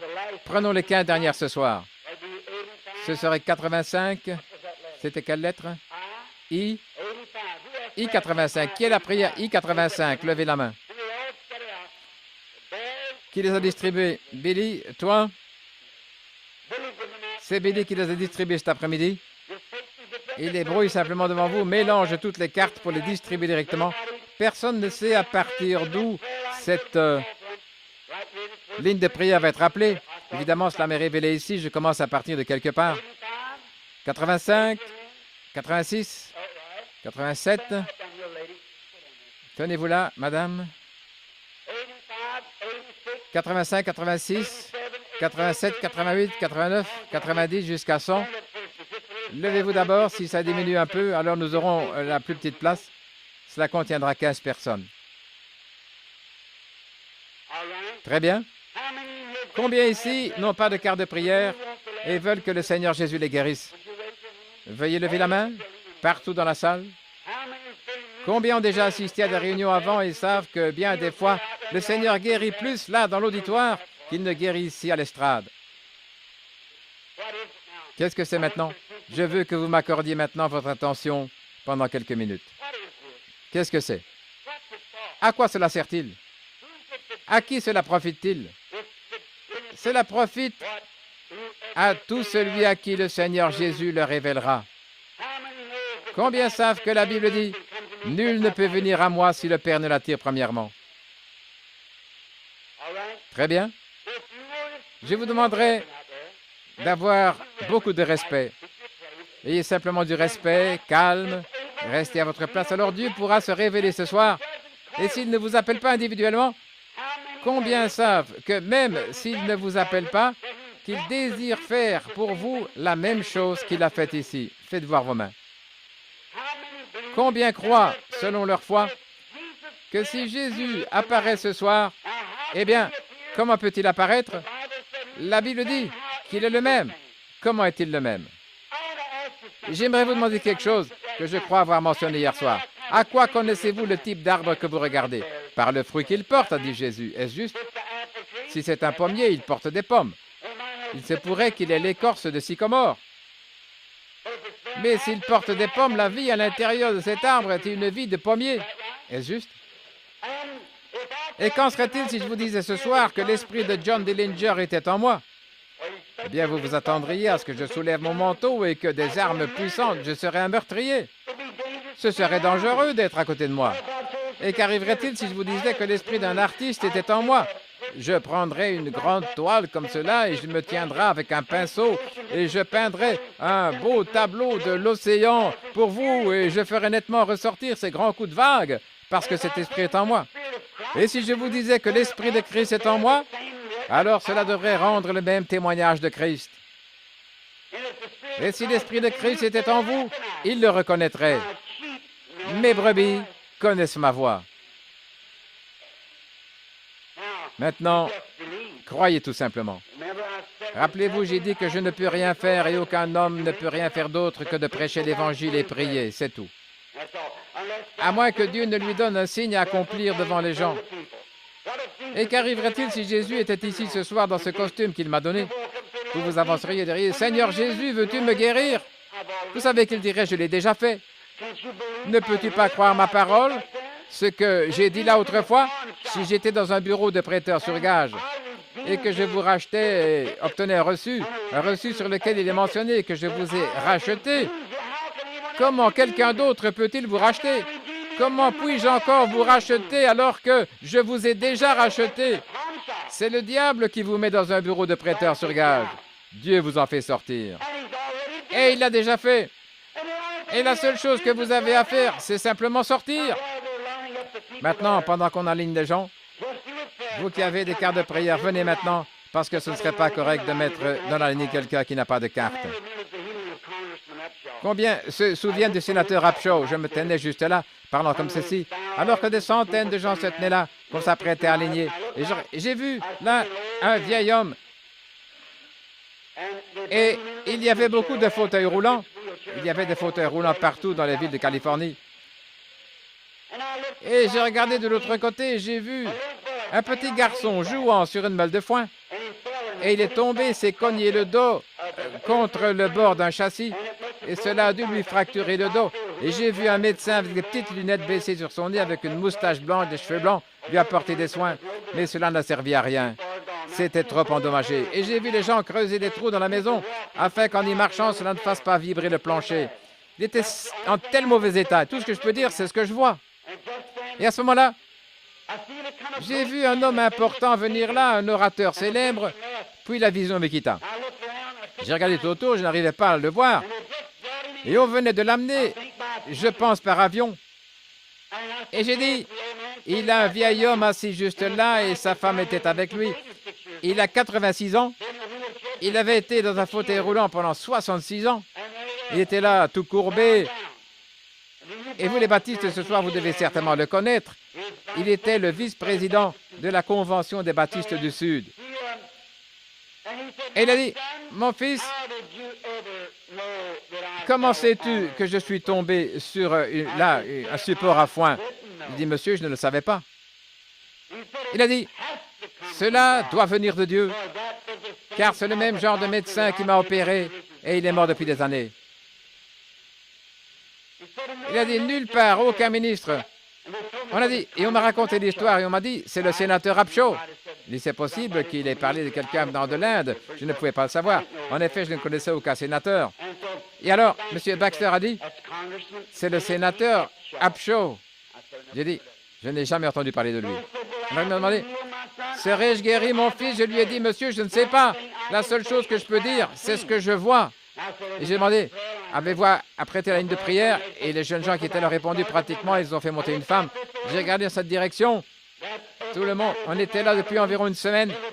Tout le monde était d'un commun accord, tous les doutes étaient dissipés. Et j'ai vu un petit médecin portant sa blouse avec des lunettes à monture d'écaille, avec des cheveux ramenés en arrière, des cheveux plutôt foncés. Il se tenait là, un peu comme frère Veil qui est ici. Et il portait de grosses lunettes à monture d'écaille. Il avait les yeux baissés, secouait la tête. J'ai décrit le médecin, j'ai dit, il venait d'opérer une petite fille de couleur. Des amygdales, il les a enlevées et cela a paralysé l'enfant. Juste à ce moment-là, tout au fond de cette section, au fond de la salle, j'ai entendu quelqu'un crier à tue-tête. Et voici qu'arriva une grosse femme de couleur typique, Aunt Jemima.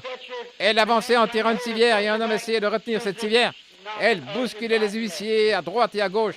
Elle disait, « Pitié, Seigneur, c'est mon bébé. » Elle a dit, « C'est le médecin qui l'a opéré. » Et alors à ce moment-là, un important groupe d'huissiers l'avait saisi avant qu'elle n'atteigne l'estrade. Ce n'était pas correct. J'ai dit, juste un instant, Tantine, j'ai dit, je ne peux pas guérir votre bébé. Si je le pouvais, je descendrais, je le ferais, mais je ne le puis pas. C'est votre propre foi qui doit le faire ou la foi de l'enfant. J'ai dit, mais là tout au fond, où vous vous trouviez, comment le Saint-Esprit l'a-t-il su? Parce que tout en étant là-bas, vous croyez. Elle a dit, mon bébé est là, pasteur, il est dans cet état depuis 2 ans. J'ai dit, c'est l'enfant? Elle a dit, venez prier pour elle. J'ai dit, ce ne serait pas correct, Tantine. Il y a des centaines de gens ici qui ont des cartes de prière. Et c'est la première fois que vous assistez à une réunion, vous avez dit que vous n'avez pas de carte de prière. J'ai dit, descendez simplement et priez, peut-être que le Seigneur guérira votre bébé. Et j'ai dit, amenez cette personne. Et une dame est montée et j'ai commencé à lui parler. Il se peut qu'il y ait ici même des gens qui étaient là ce soir-là. Et quand je me suis mis à parler à cette dame, j'ai regardé derrière et c'est comme si j'ai vu une petite rue, il y faisait sombre et je l'ai traversée. Et c'était comme une ruelle. Cette petite fille noire tenait une poupée dans ses bras. Elle berçait cette poupée en marchant. Oh là là! Tous les démons des lieux des tourments ne pouvaient pas arrêter cela à ce moment-là. C'était ainsi dit le Seigneur. Et j'ai dit, Tantine, le Seigneur Jésus a rétabli votre enfant.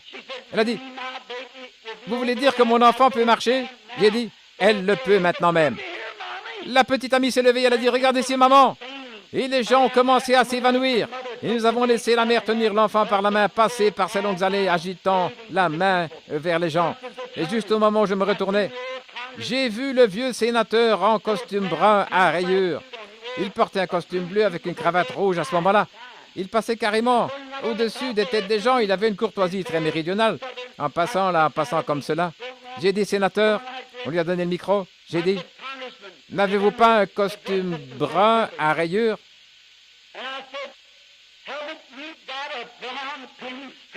Un costume brun avec des rayures? Il a dit, mon fils, je venais d'en acheter un hier. J'ai dit, ainsi dit le Seigneur.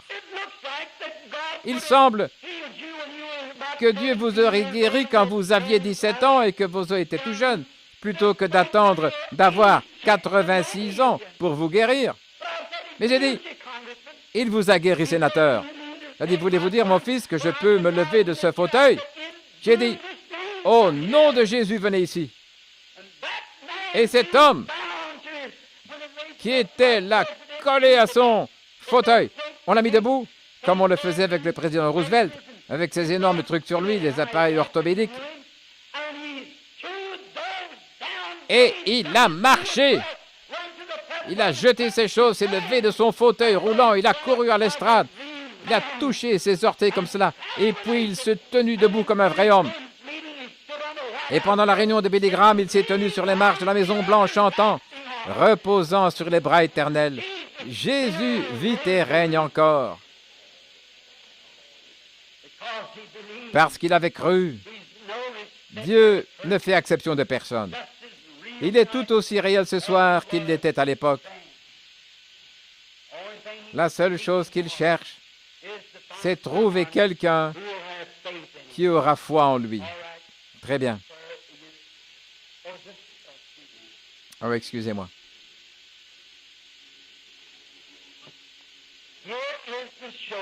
Voici le dénouement. C'est ici qu'on va me traiter de faux prophète et qu'on va trouver que la parole de Dieu n'est pas révélée et qu'on va trouver qu'elle est en erreur quand il déclare que ce Dieu qui a ressuscité Jésus d'entre les morts vit et règne toujours. Combien de chrétiens y a-t-il ici? Faites voir vos mains, les vrais croyants. Cela représente votre Sauveur. Maintenant, si Jésus est le même hier, aujourd'hui, éternellement, étant donné que nous sommes le cep, il est le sarment, alors le cep devra produire le type de vie, ou plutôt, le sarment produira le type de vie qui est dans le cep. Est-ce juste? Il a dit, les œuvres, ces choses que je fais, vous les ferez aussi. A-t-il dit cela? Encore un peu de temps et le monde, cosmos, signifie l'ordre du monde, ne me verra plus. Mais vous, vous me verrez, car je serai avec vous, même en vous, jusqu'à la fin du monde. Les croyants le verront. Autant que je le sache, c'est la première fois que je vois cette femme à ma connaissance. Sommes-nous des inconnus l'un pour l'autre? Vous me connaissez? Vous avez été à mes réunions, mais je veux dire que moi, je ne vous connais pas jusque-là. À ma connaissance, je ne saurais vous dire si je vous ai déjà vu ou posé mon regard sur vous. Vous étiez aux réunions d'Indianapolis l'été passé en juin.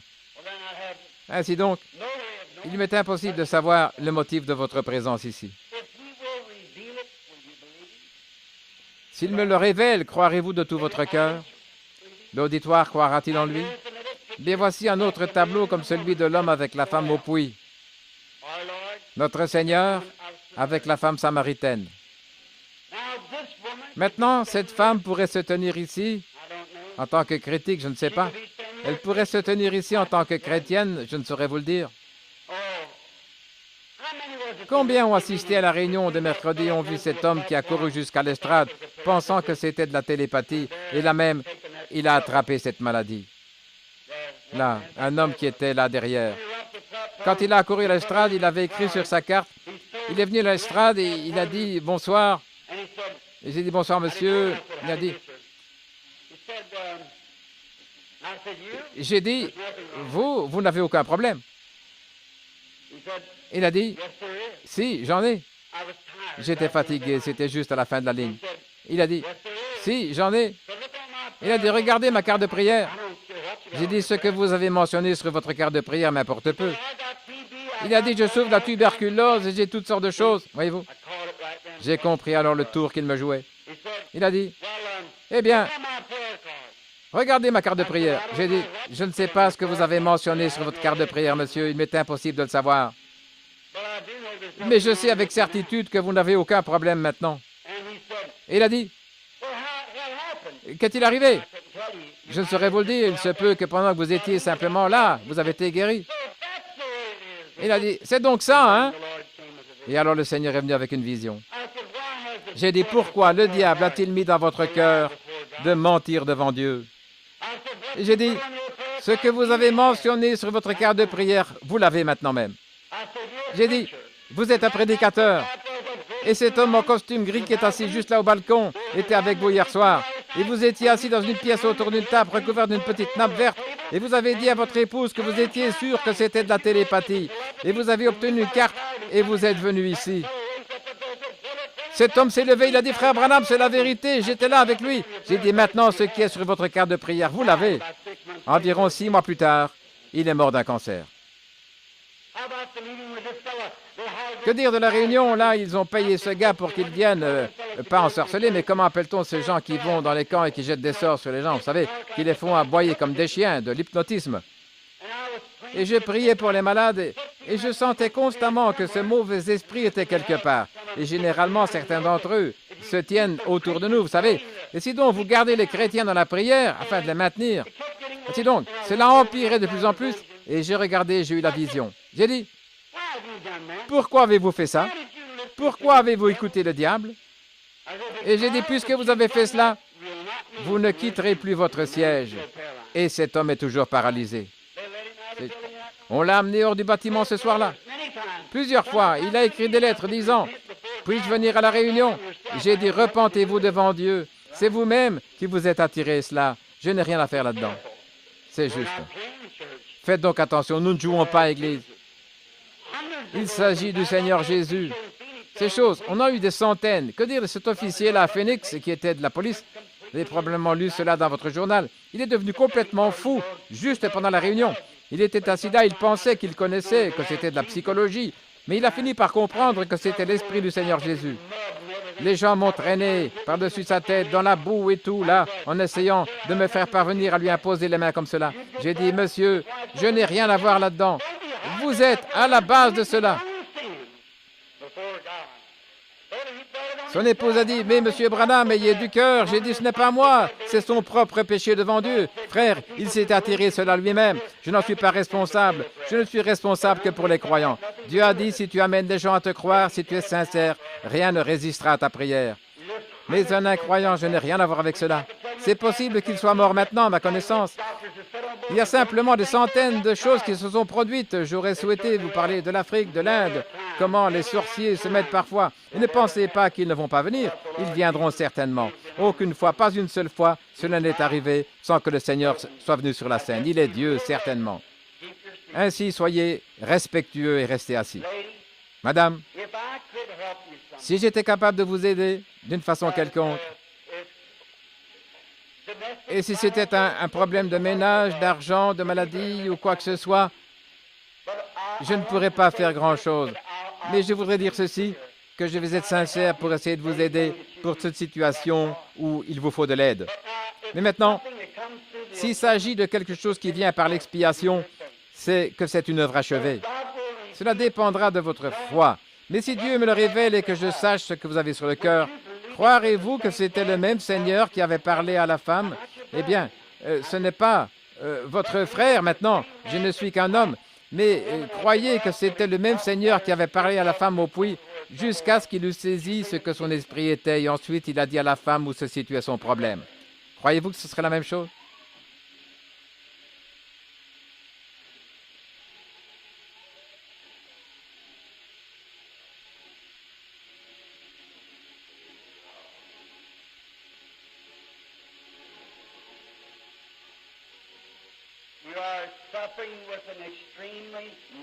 Vous souffrez d'une forte nervosité. Puis, vous avez un problème à la jambe et vous voulez que je prie pour cela. C'est juste. Levez la main si c'est vrai. Vous avez d'autres problèmes pour lesquels vous voulez que je prie? Juste pour vous aider. Vous avez subi une opération. C'était dans votre gorge. Évidemment, je vois la cicatrice. On a enlevé un goitre. Et voici autre chose que vous ne pouvez pas voir. On a voulu faire autre chose dans la gorge. À cause de l'opération, des adhérents sont poussés là et ils veulent les couper. C'est ainsi dit le Seigneur. C'est juste, n'est-ce pas? Si c'est le cas, levez la main. Maintenant, vous croyez? Vous croyez? Croyez-vous là-bas? Cette femme a un problème. Je voudrais lui parler juste une minute. En effet, elle a un autre problème ou quelque chose sur son cœur. Cela concerne quelqu'un d'autre. C'est un homme et il n'est pas ici. Je ne peux pas saisir son esprit nulle part. C'est juste. Il s'agit de votre mari. C'est pour cela que vous priez. Si c'est juste, levez la main. Si Dieu me révèle le problème de votre mari, croirez-vous pour lui? C'est son oreille. C'est juste. Vous pouvez partir. Croyez maintenant, ce sera terminé au nom du Seigneur Jésus.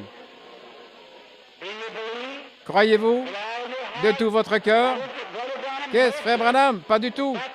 C'est exactement ce que Jésus a fait quand il était ici sur la terre. Il est le même hier, aujourd'hui, éternellement. Et il est ici pour se révéler aux gentils juste avant sa venue. Croyez-vous cela?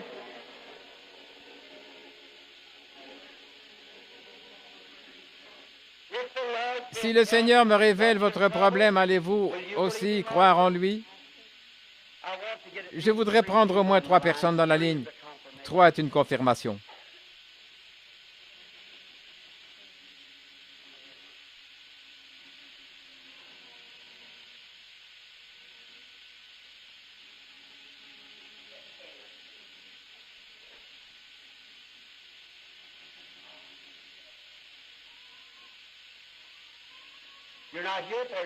Vous n'êtes pas ici pour vous-même. Vous êtes ici pour quelqu'un d'autre. Un parent, votre belle-mère. C'est une maladie mentale, la folie, c'est juste. Croyez-vous qu'elle en guérira? Si vous croyez, allez, recevez cela juste comme vous l'avez cru, et que le Seigneur vous l'accorde.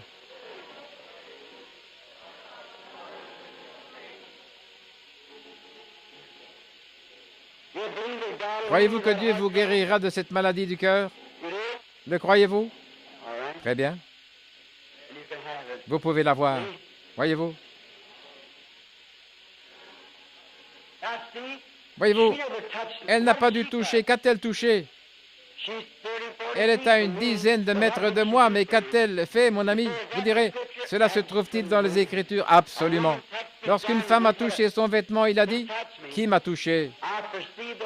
J'ai perçu que je me suis affaibli, ou une vertu, c'est-à-dire une force, est sortie. Combien savent cela? S'il est le même hier, aujourd'hui, éternellement, pouvez-vous le toucher maintenant? Combien parmi vous, les croyants qui lisaient la Bible, savent que la Bible dit qu'il est le souverain sacrificateur qui peut être touché par le sentiment de votre infirmité? C'est tout à fait scripturaire. Maintenant, c'est terminé, ça, vous pouvez rentrer chez vous. Votre foi vous a guéri. Vous n'avez pas besoin de carte de prière. C'est juste la foi qui produit cela. Sommes-nous inconnus l'un de l'autre, madame? C'est la première fois que nous nous rencontrons, je suppose. Mais Dieu nous connaît tous les deux. Nous sommes nés peut-être à des kilomètres de distance et à des années d'intervalle, mais Dieu nous connaît tous les deux. S'il me révèle le motif de votre présence, allez-vous l'accepter? Vous savez que nous nous tiendrons tous les deux un jour dans sa présence. Si je pouvais vous aider et que je ne le faisais pas, je serais une personne affreuse.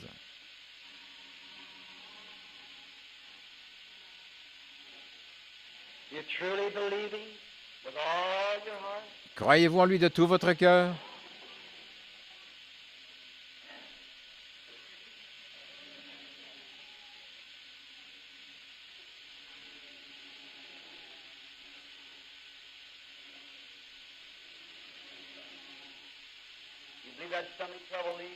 Crois-tu que ce problème d'estomac s'en ira?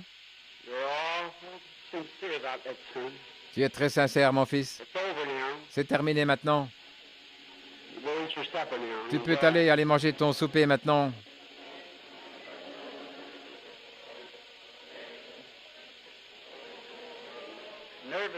C'est la nervosité qui a provoqué cela. Un ulcère de l'estomac. Ne doute pas. Va de l'avant, tu vas te rétablir.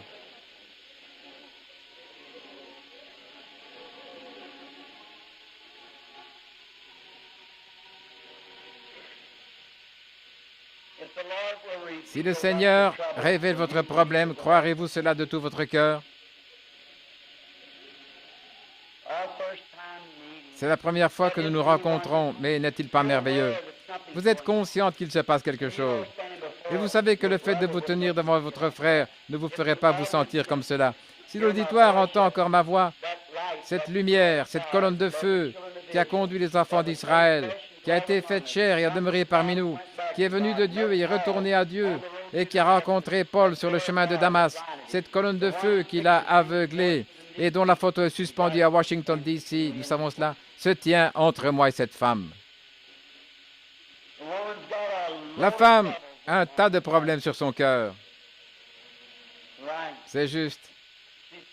Elle souffre d'une grave maladie, maladie de la vessie. C'est sérieux, n'est-ce pas, sœur?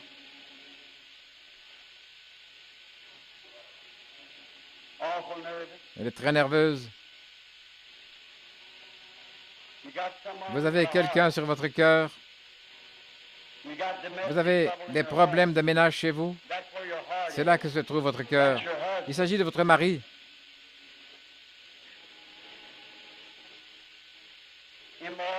Il commet des actes immoraux avec une autre personne.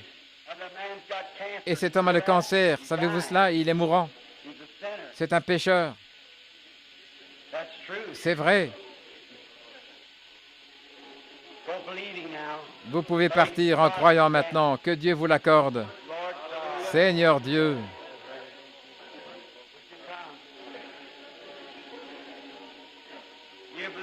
Approchez-vous. Croyez-vous, madame? Je vous suis inconnu. Je ne vous ai jamais vu de ma vie.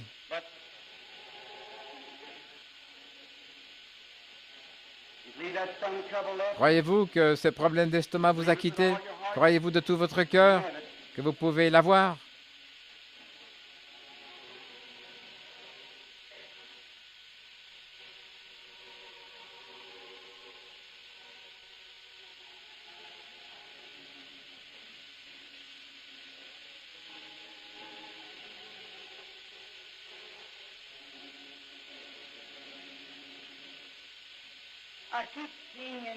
Je continue de voir ici à l'intérieur un bébé qui a une hernie. Je n'arrive pas à le repérer. Le voici sur les genoux de cette femme. Ça va, madame, que Dieu vous bénisse. Vous venez de toucher son vêtement. Que le Seigneur soit avec vous. Le bébé va. Si tu peux croire, tout est possible. Croyez donc tout simplement.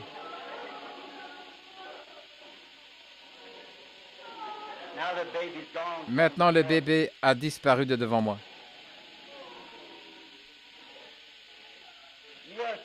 Vous souffrez d'une forte nervosité.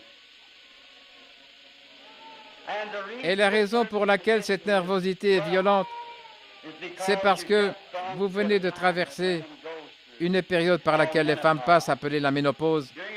Pendant cette période de ménopause, vous avez livré un grand combat, l'oppression de l'ennemi. On a prié pour vous pendant cette période et vous avez été délivré, mais cela vous a laissé dans un état de nervosité, c'est la vérité. Croyez-vous que je suis le prophète de Dieu ou son serviteur?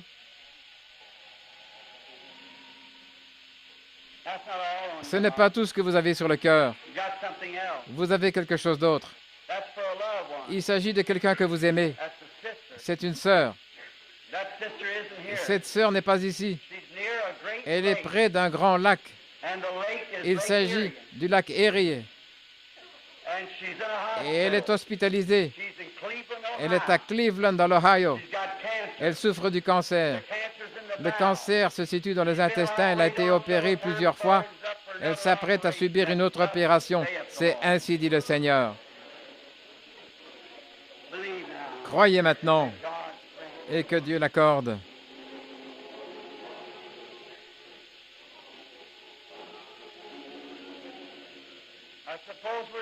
Je suppose que nous ne connaissons pas, madame.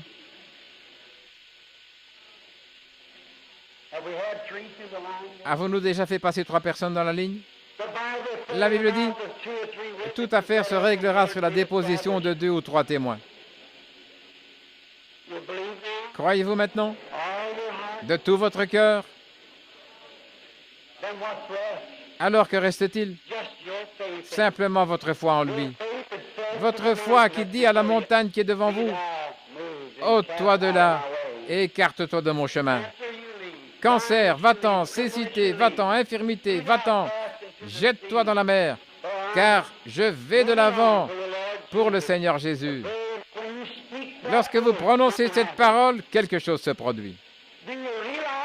Réalisez-vous que vous êtes dans la présence du Dieu omnipotent? C'est lui, celui devant qui vous vous tiendrez au jugement. N'a-t-il pas dit, si 2 ou 3 s'assemblent en mon nom, je serai au milieu d'eux? Alors sa parole est-elle vraie? Juste un instant pour cette femme qui se tient ici. Nous l'avons fait monter ici. Si nous sommes étrangers l'un à l'autre, est-ce la vérité? Peut-être que c'est la première fois que nous nous rencontrons, n'est-ce pas? Hier soir, vous étiez assise dans l'auditoire. Très bien. Je ne sais donc rien à votre sujet.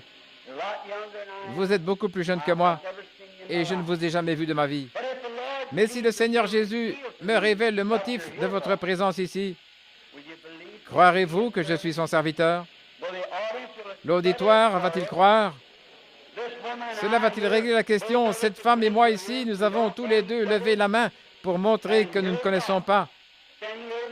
Et voici que nous tenons ici ce soir et c'est la première fois que nous nous rencontrons. Eh bien, qu'est-ce qui a pu faire cela?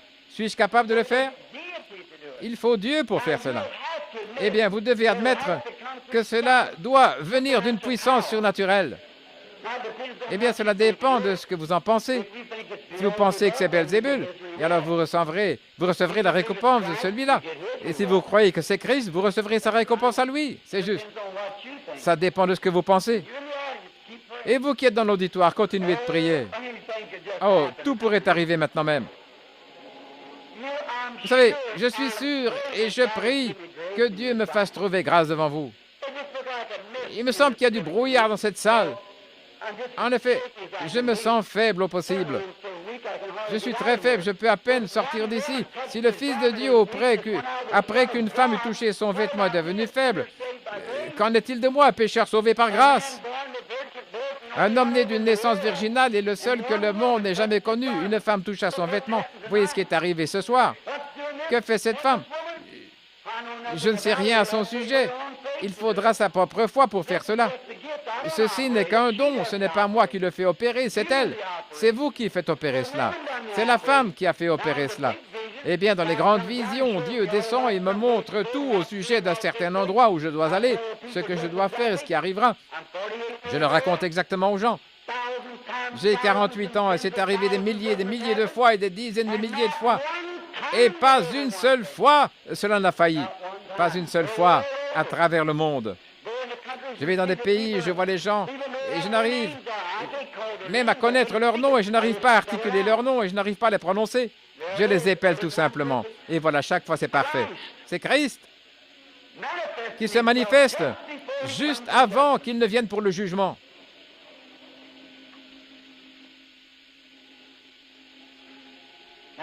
Eh bien, si les gens peuvent encore entendre, la dame doit être très malade, en effet. Elle est sous les soins d'un médecin. Et il fait quelque chose à votre bras. Oh, il enroule quelque chose autour de votre bras. C'est à cause de la tension artérielle. C'est votre tension artérielle qui n'est pas bonne. C'est juste. Et il vous fait des recommandations. Ça va si mal que ça devient dangereux. C'est juste. C'est ainsi dit le Saint-Esprit. Il vous recommande de faire quelque chose. Je crois que je l'entends vous dire d'aller chez Mayo. Et c'est ce qu'il a dit. Croyez-vous que je regarde cette tension? Votre tension est à 26. C'est tout à fait exact. Cependant, vous n'êtes pas de Minneapolis ou du Minnesota. Vous venez d'une contrée boisée, plate, une contrée boisée et plane. Vous venez près d'une ville où se trouve un lac. Et ce lac, le lac Popo. Et vous venez du Michigan. Et vous habitez près d'une ville appelée Dowagiac. C'est là que vous vivez. Et votre nom est Evelyn Pierce. C'est juste. Et maintenant, partez en croyant et soyez rétablis. Disons, grâce soit rendue au Seigneur Jésus et donnons-lui gloire. Si vous pouvez croire, tout est possible. Maintenant, j'ai saisi une pensée disant que c'était la lecture de pensée. Madame, posez votre main ici sur la mienne juste un instant. Si le Seigneur me révèle votre problème, croirez-vous que je suis son serviteur?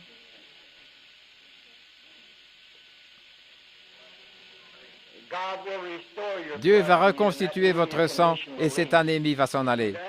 Croyez-vous cela? Alors continuez votre chemin, réjouissez-vous et soyez rétablis pour la gloire de Dieu. Croyez maintenant tout votre cœur. Je ne connais pas cette femme. Posez simplement votre main sur la mienne, madame. Si le Seigneur Dieu me révèle, regardez par ici afin que vous voyez que ce n'est pas de la télépathie. Voyez-vous? S'il me révèle votre problème, vous saurez si c'est la vérité ou pas, n'est-ce pas, madame? Assurément. Puisse-t-il l'accorder? Cette femme est couverte de l'ombre de la mort. Une ombre noire est suspendue au-dessus de cette femme. Elle souffre du cancer. C'est juste. Croyez-vous qu'il vous guérira? Vous pouvez partir. Recevez alors votre guérison et soyez rétablis pour la gloire de Dieu. Au nom du Seigneur Jésus. Croyez-vous que Dieu a guéri cette maladie du cœur, vous qui êtes assis là? Alors continuez votre chemin en criant et glorifiant simplement le Seigneur. Et vous aussi, vous avez un problème de cœur et vous souffrez aussi de l'arthrite? Continuez votre chemin, Jésus-Christ vous rétablit. Croyez-vous cela? Que pensez-vous, madame? Croyez-vous que Dieu guérira ce mal de dos, vous qui êtes assise là? Eh bien, continuez votre chemin, réjouissez-vous. Merci, Seigneur, d'avoir fait ces grandes choses. Un problème ici, gynécologique, vous êtes nerveuse. Et croyez-vous que Dieu vous guérira? Combien veulent continuer leur chemin en se réjouissant? Levez la main, tenez-vous debout. Je le louerai, je le louerai. Êtes-vous prêts? Prions. Seigneur Dieu, créateur des cieux et de la terre, auteur de la vie éternelle, donateur de tout don excellent, ton esprit est ici, Seigneur. Il a baptisé les gens dans la puissance et dans la foi. Je somme le diable, il est coupable, et c'est un bluffeur, et tu as arrêté sa main. Au nom de Jésus, sors de chaque malade ou infirme pour la gloire de Dieu. C'est ce que je demande, et cela arrivera, car Dieu l'a promis.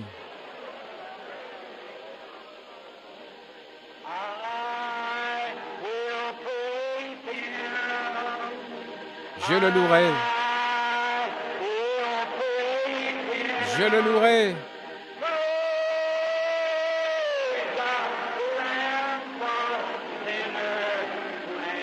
Louez l'agneau immolé pour les pécheurs. Donnez-lui gloire. Vous tous les peuples.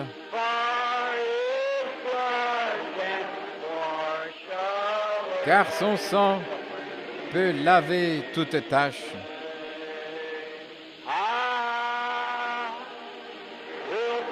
Je le louerai.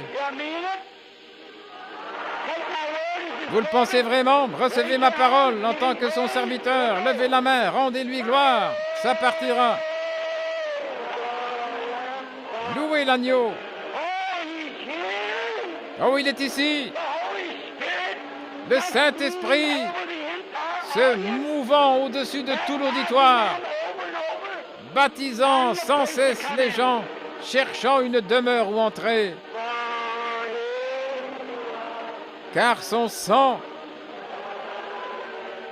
peut laver chaque tache.